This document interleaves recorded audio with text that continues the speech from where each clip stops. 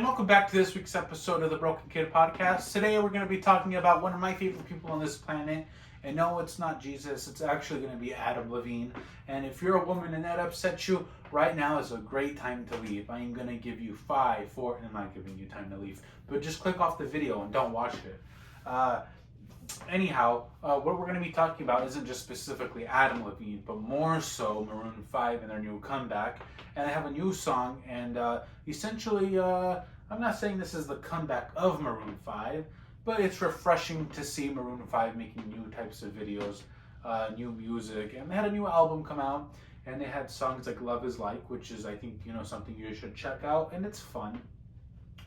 But, it's refreshing that after probably 10 years or so of making bad music, they come out with something that's a little bit more, not so original, but it's a good step in the right direction because if you know the history of Maroon 5, they came out with Songs About Jane, which was a great album, and then they had about, I think it was 10 years later after that. It was released, I believe, in 01, 02-ish, but didn't gain recognition until a few years later, which is really interesting. And then around 07, they come out with their second studio album under the name Maroon 5, because what people don't know is they were actually under a previous name when they were in high school, known as Kara's Flowers, and that was because they had a crush on a girl named Carla, and they decided to name it after them, and they got a record deal. But anyhow, 07, they come out with their second album. It's called It Won't Be Soon Before Long, which is a great album. And then the third one comes out in around 2010, 11-ish. The first release was, I think, 2010. And then that was called Hands All Over. But what happened there is something special because, and not special in a good way, what they decided to do was re-release it a second time because it didn't do too well. I think the best song from that album was Misery, and it didn't chop too high as well as they wanted it to.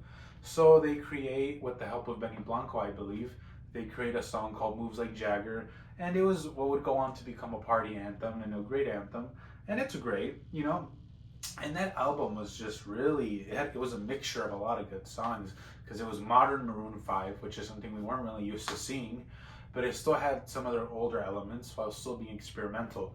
But the death of that album, or the 4th, 5th, 6th, and 7th, would be Moves Like Jagger, because essentially what it proved was this idea of we can be more commercial. Even though it wasn't the world's most commercial song, and you could still argue they had some, it was kind of like this. It was the song that kind of broke Maroon 5 into more of a mainstream audience. Because yes, their Wish You Will Be Loved, but this one was the one that took them to the next level.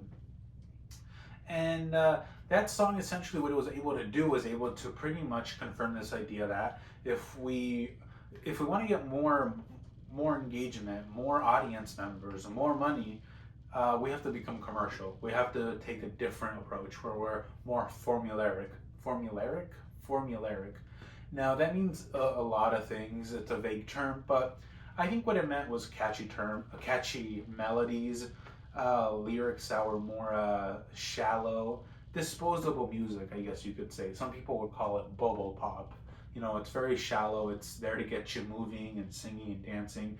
But I actually beg to differ because I think some of Maroon 5's more latest songs, like in the last 15 years, is actually not shallow. If you actually take a look at it, it's actually quite, not profound, but it's got a story to tell.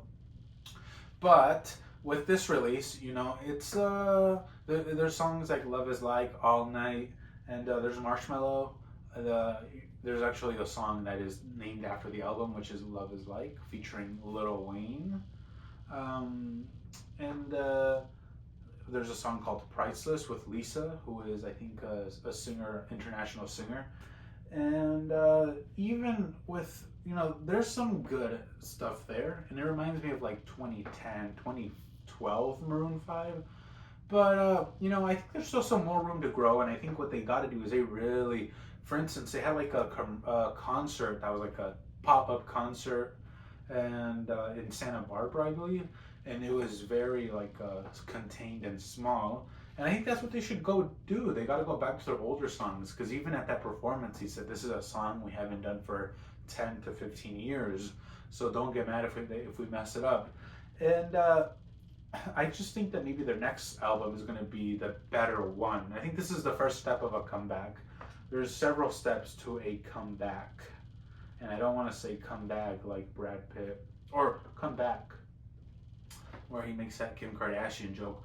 But I think with a few more years, he can definitely try to kind of put his image back together as a band, because there's a lot of great members in that band. And also the thing is it's not really Maroon 5 anymore. It's like Maroon 8 or something, but that doesn't roll off the tongue very well. I think they stopped having like 5 members in 2010 when they added like PJ Morton, and like around '04 they replaced like Ryan Dusick, the original drummer, because he had issues with drugs and his shoulder from playing too much, and then they replaced him with Matt Flynn.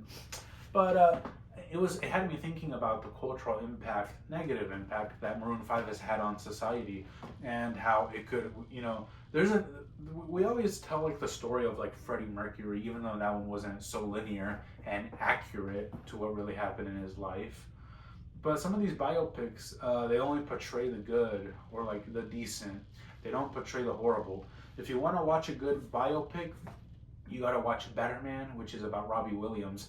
And you almost can't really tell that it's about a famous person, because a lot of famous people shelter themselves with fame, and they always make it seem like they're happy or they never do no good. And that's the contract you're obligated for life, I think, that a lot of people don't know when they go into Hollywood. People are going to expect this pearly white image. But I think there needs to be a biopic about Adam Levine, and it should be called like something distasteful, like Maroon 5, The Death of a Band, or The Member Who Killed Maroon 5, because it's been a rather mediocre journey, and I'm a big fan of Maroon 5, and I still listen to all of their bad music, so I'm about as devoted as it gets. And welcome back to this week's episode of the Broken Kid Podcast. If the setup looks a little different, then it's because it is, and you're not hallucinating. But to get straight to the point, I don't like to ask for things, but I'm in a competition, and it's for Halloween, and there's a link below. I'm going to keep it pretty short and simple. All you have to do is click the link, and if you have a Facebook account, you can go ahead and just do a simple vote. It takes about 30 seconds. So maybe this is catering to the wrong people. I should be catering to your grandma or your aunts and uncles who do have Facebook. But if you do have it, go ahead and click the link below. And it's pretty much just a contest, a little contest where you could, win a few prizes, but it's for the face of Halloween. And I'm a big fan of Halloween, and if you would like to do that, go ahead and feel free to check out the profile. There's a few pictures up there. I want to upload more, but if you feel like it's beckoning you to simply just do a simple thing, I would greatly appreciate it. And that's all I'm asking. And if you don't want to, that's totally fine. But we're gonna go to the normal production in a few days, where I'm gonna be uploading normal videos. And I just wanted to throw that opportunity out there. And to anybody who does vote, I appreciate it, and I appreciate your support. And I just want to say to have a good night, and I hope that things go well in your life. Thank you.